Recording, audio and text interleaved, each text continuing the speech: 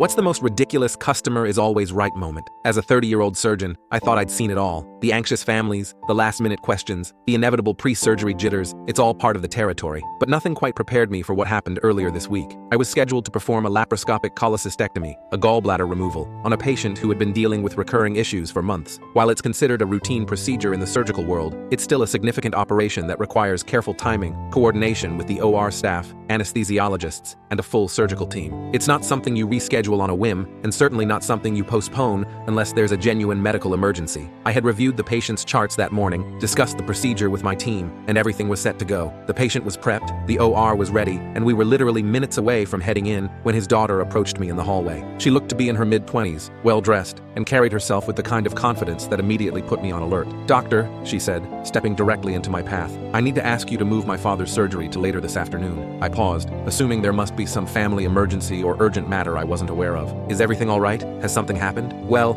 my brother and I had brunch plans, and we really don't want to miss them. Could you just push Dad's surgery back a few hours?" For a moment, I genuinely thought she was joking. I waited for the punchline, the sheepish smile, anything to indicate she understood the absurdity of what she'd just said, but her expression remained completely serious, expectant even, as if she'd just made a perfectly reasonable request. "I'm sorry," I said, trying to maintain my professional composure, "but surgery isn't something we can simply reschedule around social plans. Your father has been fasting since last night, the OR is prepared, and the entire surgical team is ready to proceed." She crossed her arms, clearly irritated by my response. "But you're the doctor. You can bump someone else, right? Isn't that your job? Just give someone else an earlier slot and move my dad to later." The casual way she suggested I should disrupt another patient's carefully planned surgery, someone who had likely also been fasting, preparing, and anxiously waiting for their procedure, left me momentarily speechless. I found myself thinking about all the sleepless nights, the missed holidays, the countless meals I'd wolfed down between surgeries or skipped entirely. Here I was, trying to provide the best possible care for her father, and somehow I was being painted as inflexible because I wouldn't rearrange an entire surgical schedule around brunch plans. "I understand this is inconvenient," I said, biting my tongue to keep from saying what I really thought, "but your father's health takes priority. We need to proceed as scheduled." That's when she delivered the final blow. "This is completely unreasonable. I'm going to file a complaint against you for being inflexible and unsympathetic to our family's needs." Inside, I was boiling.